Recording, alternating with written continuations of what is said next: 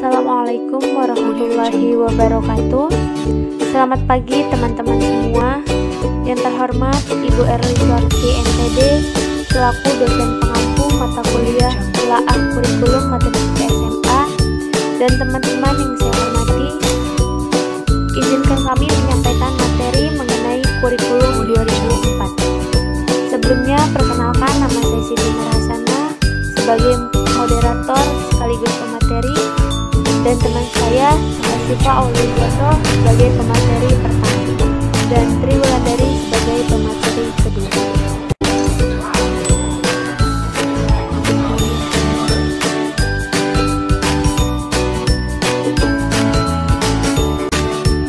Adapun pembahasannya yakni yang pertama, perubahan kurikulum tahun 2004, yang kedua, struktur kurikulum 2004, yang ketiga, perkembangan silabus, yang keempat, perkembangan RPP, dan yang kelima, pelaksanaan program pembelajaran.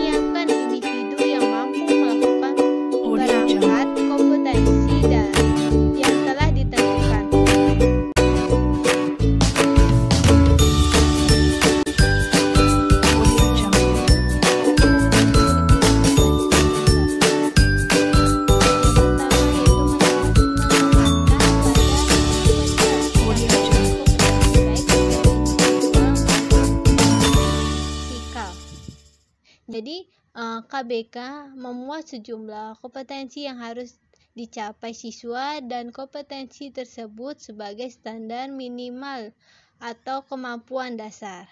Kedua, berorientasi pada hasil belajar dan keberagaman. Nah, keberhasilan pencapaian kompetensi dasar diukur oleh indikator hasil belajar.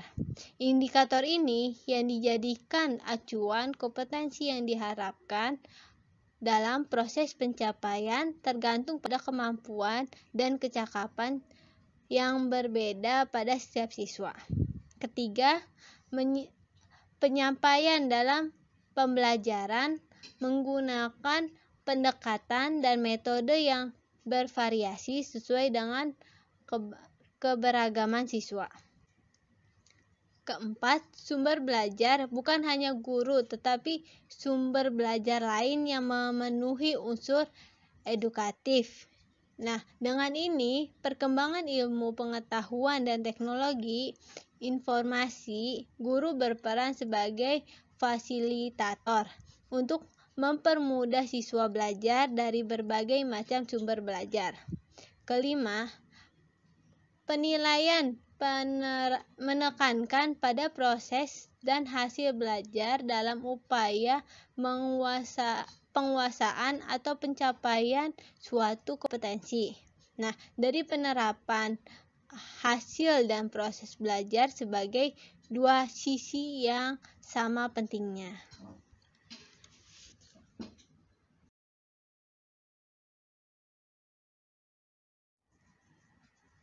Selanjutnya, struktur kurikulum 2004. Nah, di sini adalah struktur kurikulum pada SMA. yaitu tentang program studi ilmu alam atau MIPA. Ini berfokus pada mata pelajaran matematika, fisika, biologi. Jadi kalau saya lihat di sini, setiap minggu kelas 11, 12 itu pada dasarnya dalam jumlah setahun itu bisa mencapai pertemuan bisa mencapai 36, 38, 39. Dalam setahun itu pertemuannya segitu. Sedangkan gambar satunya lagi kita membahas tentang perbandingan kurikulum SMA yang kelas 10-nya. Nah, kelas 10 ini ada alokasi pada waktu totalnya yaitu 36 jam per minggu. Sekolah dapat menambah sesuai kebutuhan muatan lokasi maksimal 4 jam. Yang kedua, ada 1 jam pelajaran tatap muka dilakukan sebanyak 45 menit dalam 1 jam. Nah, ketiga, minggu efektif dalam setahun adalah 34 minggu dan jam sekolah efektif per minggu yaitu 30 jam. Keempat, sekolah dapat mengalokasikan waktu untuk kegiatan seperti kunjungan perpustakaan, bakti sosial, olahraga, dan lain sebagainya. Kelima, pengalokasian waktu mata pelajaran teknologi informasi, komunikasi, keterampilan diatur menggunakan waktu muatan lokasi. Seperti mungkin ada jam kosong kita belajar tentang ilmu komunikasi keterampilan gitu. Keenam,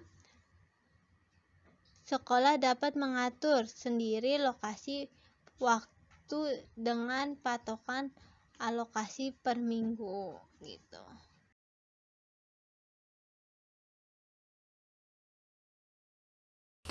Yang ketiga ada perkembangan silabus. Silabus merupakan gambaran singkat secara garis besar atau ringkasan dari pokok dari sebuah mata pelajaran tertentu. Manfaat dari silabus ialah untuk sumber acuan penyusun rencana pelaksanaan pembelajaran atau RPP. Selain itu, fungsinya juga memudahkan pengajar untuk memetakan macam-macam variasi pembelajaran yang dituangkan dalam RPP. Guru juga lebih mudah dalam memetakan indikator pencapaian belajar untuk para peserta didik dan mudahnya merancang bentuk evaluasi pembelajaran. Di sini juga ada prinsip-prinsip perkembangan silabus. Yang pertama ada ilmiah. Pengembangan silabus hendaknya bersifat ilmiah, artinya segala bentuk muatannya dipertanggungjawabkan secara keilmuan, logis, realistis, dan sudah jelas keluaran penelitian atau risetnya. Guru wajib memeriksa bahan ajar setelah menyusun silabus, mengingat kini banyak beredar bank soal yang tidak mengikuti standar kurikulum. Yang kedua ada relevan. Relevan berarti segala cakupan, tingkat kesulitan ke dalam materi, cara penyajian, serta urutannya harus memiliki kaitan dengan fase perkembangan fisik, sosial, emosional, intelektual, dan spiritual para peserta didiknya. Yang ketiga ada sistematis. Seluruh komponen silabus harus tersusun dengan secara sistematis, saling berkaitan secara fungsional dan praktikal agar dapat mencapai kompetensi.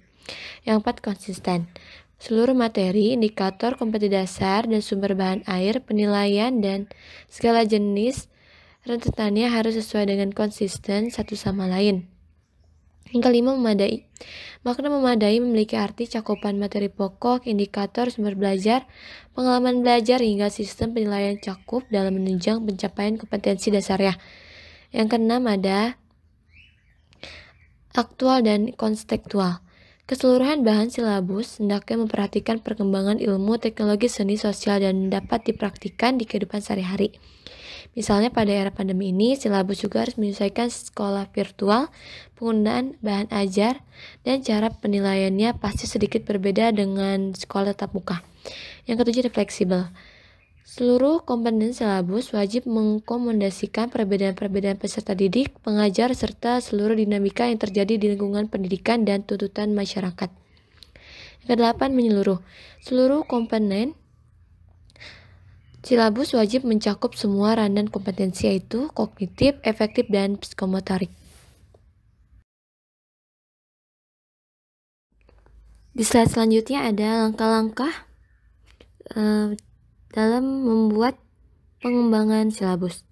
Yang pertama itu mengkaji standar kompetensi dan kompetensi dasar. Dalam proses penentuan standar kompetensi dan kompetensi dasar mata pelajaran, hendaknya memperhatikan hal-hal berikut ini. Yang pertama, tingkat kesulitan materi susun secara hierarki beserta konsep disiplin ilmu yang diterapkan. Yang kedua, adanya kaitan antar standar kompetensi dan kompetensi dasar pada mata pelajaran. Yang ketiga yaitu keterkaitan antara standar kompetensi dan kompetensi dasar antar mata pelajaran. Yang kedua ada mengidentifikasikan materi pembelajaran. Dalam mengidentifikasi materi pembelajaran, harus menunjang kompetensi dasar, harusnya memperhatikan hal berikut ini, yaitu potensi peserta didik, karakteristik mata pelajaran, struktur ilmuwan, alokasi waktu, kebermanfaatan untuk peserta didik, tingkat perkembangan intelektual, fisik, emosional, spiritual, dan sosial para peserta didik, relevansi dengan karakteristik lingkungan atau daerah, perkembangan kedalaman materi, serta luasnya bahan ajar, terus adanya relevansi antar kebutuhan para peserta didik dengan tuntutan lingkungannya. Dan yang ketiga ada pemetaan kompetensi. Dalam proses pemetaan kompetensi hendak memperhatikan berikut ini, yaitu mengidentifikasi standar kompetensi, mengelompokkan standar kompetensi, menyusun standar kompetensi.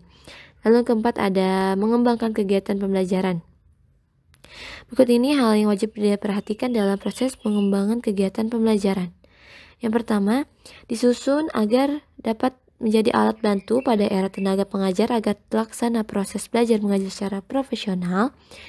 Lalu ada kegiatan ini memuat rangkaian kegiatan yang wajib dilakukan oleh para siswa secara runtut demi mencapai kompetensi dasar. Lalu ada penentuan urutan kegiatan belajar harus menyesuaikan menurut hierarki konsep materi pembelajaran. Terus rumusan pernyataan dalam kegiatan ini minimal 2 unsur atau ciri yang dapat mencerminkan proses pengelolaan pengalaman belajar para siswa kini dengan kegiatan dan materi. Lalu yang kelima itu merumuskan indikator pencapaian kompetensi. Indikator ini bisa dikembangkan berdasarkan karakteristik peserta didik, mata pelajaran, potensi daerah, terus satuan pendidikan, dan dirumuskan dalam kata kerja operasional yang nantinya dapat diukur dan diobservasikan. Lalu yang keenam ada menentukan jenis penilaian. Penentuan jenis penilaian ini dapat diambil dari indikator-indikator pencapaian kompetensi. Setelah mengetahui indikator, kita dapat menentukan jenis penilaiannya. Segala bentuk penilaian dapat disesuaikan sefleksibel mungkin, tanpa mengurangi kebermaknaan dan tidak menyalahi kompetensi dasar itu sendiri. Nah, setelah itu, tenaga pengajar akan dimudahkan untuk mengevaluasi segala bentuk proses belajar. Lalu yang ketujuh ada penentuan alokasi waktu. Penentuan alokasi waktu ini merujuk pada jumlah minggu efektif dalam alokasi waktu pelajaran per minggunya. Tentu saja dengan pertimbangan banyaknya kompetensi dasar, kedalaman, keluasan, tingkat kepentingan kompetensi dasar, dan tingkat kesulitannya. Alokasi waktu ini diwajib dicantumkan dalam silabus. Yang terakhir ada menentukan sumber belajar. Sumber belajar merupakan hal pokok dalam dunia pendidikan. Tanpa bahan ajar, kita tidak tahu apa yang akan disampaikan pada peserta didik. Sangat penting memilih bahan ajar yang sesuai dengan kompetensi dasar dan standar kompetensi. Selain itu, bahan ajar sudah banyak variasinya, mulai dari bahan ajar cetak, yaitu buku, modul, dan soal. Dari digital itu ada e-modul, PowerPoint, video, dan lainnya.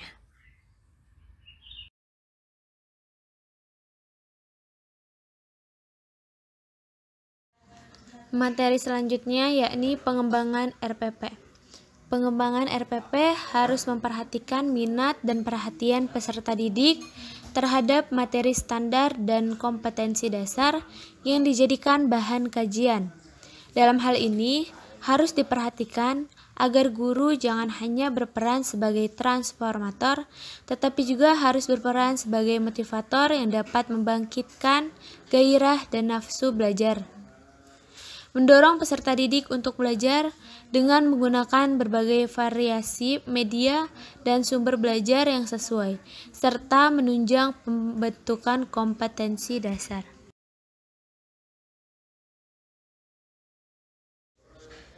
Selanjutnya, ada beberapa prinsip yang harus diperhatikan dalam pengembangan RPP. Yang pertama, kompetensi yang dirumuskan dalam RPP harus jelas. Makin konkret kompetensi, makin mudah diamati, dan makin tepat kegiatan-kegiatan yang harus dilakukan untuk membentuk kompetensi tersebut. Yang kedua, rencana pembelajaran harus sederhana dan fleksibel, serta dapat dilaksanakan dalam kegiatan pembelajaran dan pembentukan kompetensi peserta didik. Yang ketiga, kegiatan-kegiatan yang disusun dan dikembangkan dalam RPP harus menunjang dan sesuai dengan kompetensi dasar yang telah ditetapkan. Yang keempat, RPP yang dikembangkan harus utuh dan menyeluruh, serta jelas pencapaiannya.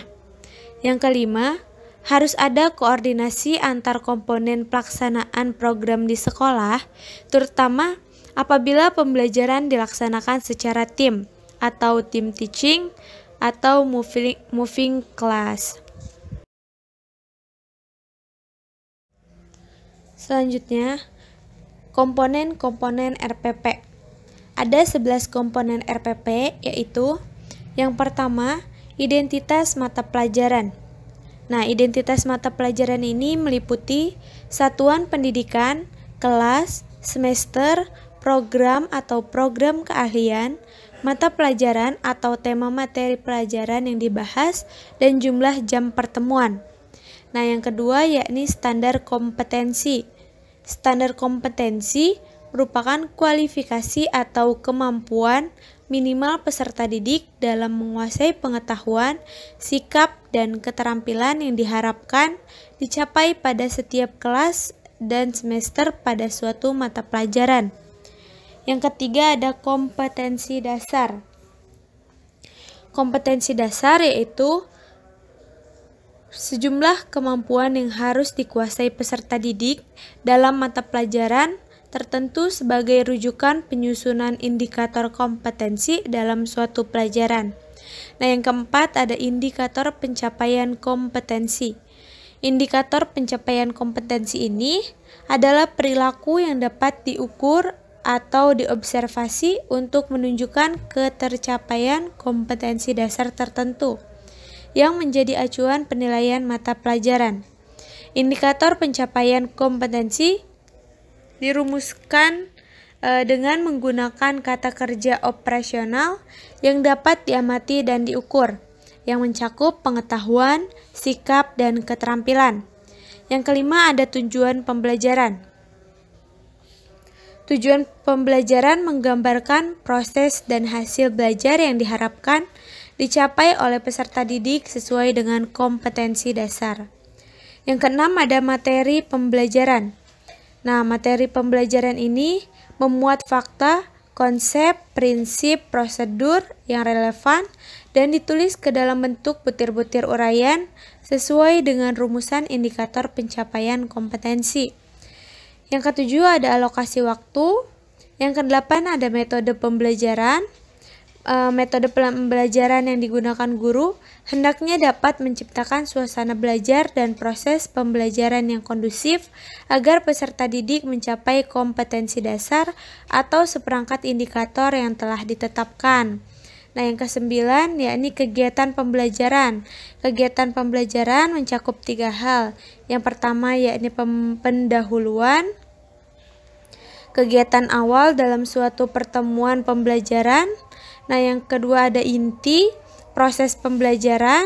Yang ketiga ada penutup, kegiatan yang dilakukan untuk mengakhiri aktivitas pembelajaran. Nah, yang ke-11, penilaian hasil belajar. Nah, prosedur dan instrumen penilaian proses dan hasil belajar disesuaikan dengan indikator pencapaian kompetensi dan mengacu pada standar penilaian. Yang ke-11 ada sumber belajar. Nah, penentuan sumber belajar didasarkan pada standar kompetensi dan kompetensi dasar, serta materi pembelajaran, kegiatan pembelajaran, dan indikator pencapaian kompetensi. Selanjutnya, ada 7 langkah penyusunan RPP. Yang pertama, mencantumkan identitas yang terdiri atas nama sekolah, mata pelajaran, kelas, semester, standar kompetensi, kompetensi dasar, indikator, dan alokasi waktu. Yang kedua ada merumuskan tujuan pembelajaran. Nah, yang ketiga ada menentukan materi pembelajaran. Untuk memudahkan penetapan materi pembelajaran dapat diacu dari indikator. Yang keempat, menentukan metode pembelajaran. Nah, metode dapat diartikan benar-benar sebagai metode, tetapi dapat pula dikatakan sebagai model atau pendekatan pembelajaran bergantung pada karakteristik pendekatan atau strategi yang dipilih. Yang kelima, menetapkan kegiatan pembelajaran. Nah, untuk mencapai suatu kompetensi dasar harus dicantumkan langkah-langkah kegiatan setiap pertemuan. Nah, pada dasarnya, langkah-langkah kegiatan memuat unsur kegiatan pendahuluan, yakni pembukaan, kegiatan inti, dan kegiatan penutup. Yang keenam, memilih sumber belajar. Nah, pemilihan sumber belajar mengacu pada rumusan yang ada dalam silabus yang dikembangkan. Nah, yang ketujuh, menentukan penilaian. Nah, penilaian dijabarkan atas jenis penilaian, bentuk instrumen, dan teknik instrumen yang dipakai. Nah, di sini ada contoh format RPP. Nah, contoh format RPP 1. Nah, RPP ini yakni rencana pelaksanaan pembelajaran, memuat materi pelajaran, materi pokok, kelas atau semester, alokasi waktu, standar kompetensi dan kompetensi dasar, SK atau KD. Nah, SK atau KD ini memuat yang pertama indikator hasil belajar, yang kedua materi pelajaran, yang ketiga kegiatan pembelajaran, yang keempat alat, media, dan sumber belajar, dan yang kelima yaitu evaluasi. Nah, yang selanjutnya di sini ada contoh format RPP 2. Nah, hampir sama seperti yang format RPP 1, cuma di sini memuat mata pelajaran, kelas atau semester, pertemuan, alokasi waktu, standar kompetensi, kompetensi dasar.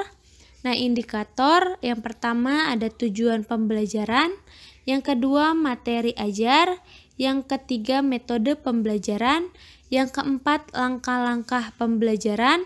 Nah, dalam langkah-langkah pembelajaran ini memuat yang pertama kegiatan awal, yang kedua kegiatan inti, dan yang terakhir kegiatan akhir. Nah, lanjutnya yang kelima alat, bahan, dan sumber belajar, dan yang terakhir yakni penilaian.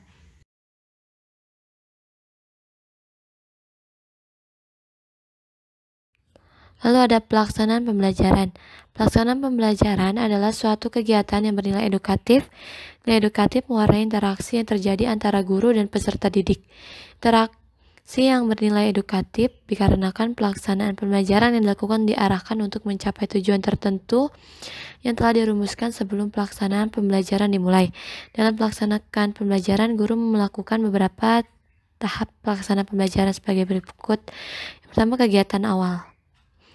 Dalam kegiatan awal biasanya itu kegiatan dilakukan oleh guru untuk menciptakan suasana pembelajaran yang memungkinkan peserta didik siap secara mental untuk mengikuti pembelajaran. Nah, dengan ini biasanya tujuannya itu untuk menimbulkan perhatian, memotivasi peserta didik, menginformasikan cakupan materi yang akan dipelajari dan batasan-batas tugas yang akan dikerjakan peserta didik, dan mengaitkan peristiwa aktual dengan materi baru. Lalu yang kedua ada kegiatan inti. Nah, kegiatan inti ini tujuannya itu untuk membantu peserta didik memahami dengan jelas semua permasalahan dalam kegiatan pembelajaran, membantu peserta didik untuk memahami suatu konsep atau dalil, dan melibatkan peserta didik untuk berpikir. Dan lalu ada kegiatan akhir. Kegiatan akhir dalam pembelajaran ini ada kegiatan yang dilakukan guru untuk mengakhiri kegiatan inti pembelajaran. Dalam kegiatan ini guru melakukan evaluasi terhadap materi yang telah disampaikan. Tujuannya itu untuk menutup pelajaran sebagai berikut. Yang pertama itu mengetahui tingkat keberhasilan peserta didik dalam mempelajari materi pembelajaran. Yang kedua mengetahui kegiatan keberhasilan guru dalam melaksanakan kegiatan pembelajaran. Yang ketiga yaitu membuat rantai kompetensi antara materi sekarang dengan materi yang akan datang.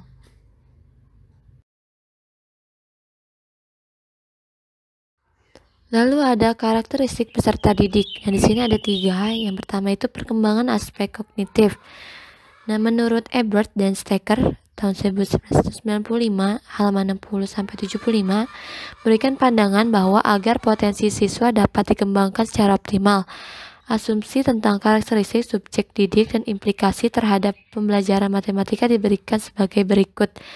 Yang pertama itu murid akan mempelajari matematika jika mereka mempunyai motivasi. Implikasi pandangan ini dibagi usaha guru adalah menyediakan kegiatan yang menyenangkan. Yang kedua, murid mempelajari matematika dengan cara sendirinya. Implikasinya itu siswa belajar dengan cara yang berbeda dan dengan kecepatan yang berbeda. Yang ketiga ada murid mempelajari matematika baik secara mandiri maupun melalui kerjasama dengan temannya. Implikasinya itu bagi usaha guru memberikan kesempatan belajar dalam kelompok untuk melatih kerjasama.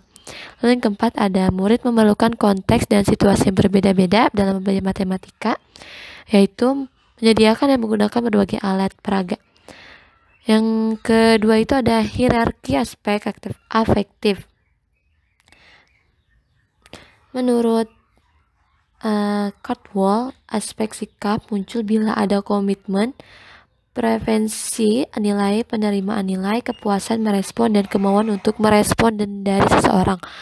Aspek minat muncul bila ada preferensi nilai, penerimaan nilai, kepuasan merespon, kemauan untuk merespon, kesudian untuk merespon, perhatian terpusatkan, kesudian untuk menerima, dan kesadaran dari seorang.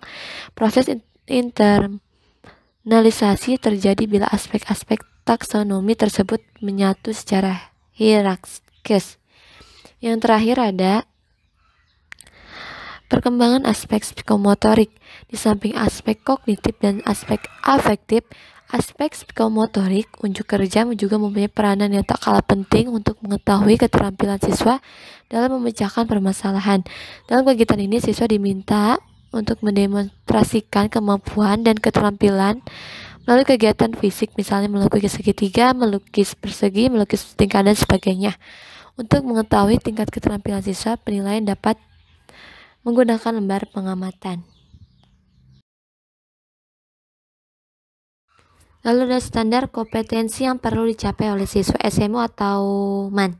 Yang kelas 1 itu ada mata aljabar, ada kelas 1 trigonometri, kelas 1 geometri. Yang kelas 2-nya ada statistika dan peluang, aljabar, kalkulus. Yang kelas 3-nya ada kalkulus dan aljabar.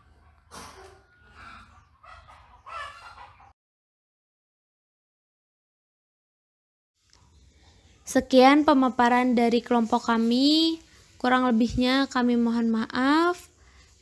Semoga dapat bermanfaat bagi kita semua. Wassalamualaikum warahmatullahi wabarakatuh.